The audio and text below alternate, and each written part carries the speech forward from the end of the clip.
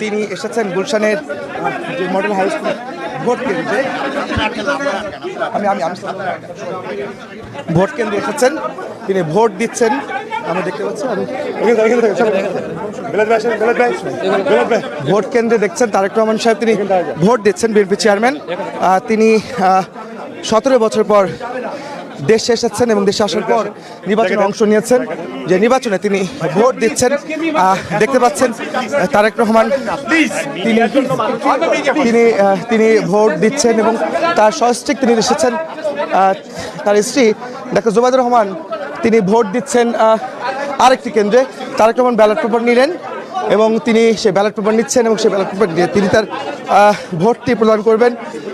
তার যে তিনি আসলে কোন প্রতীকে ভোট দেবেন সেটি আসলে বলাই যায় বা ধারণা করা যায়, কিন্তু তারপর তার সাথে সাথে রয়েছে ভোটার হিসাবে তিনি ভোট দিবেন সেই অপেক্ষায় রয়েছেন।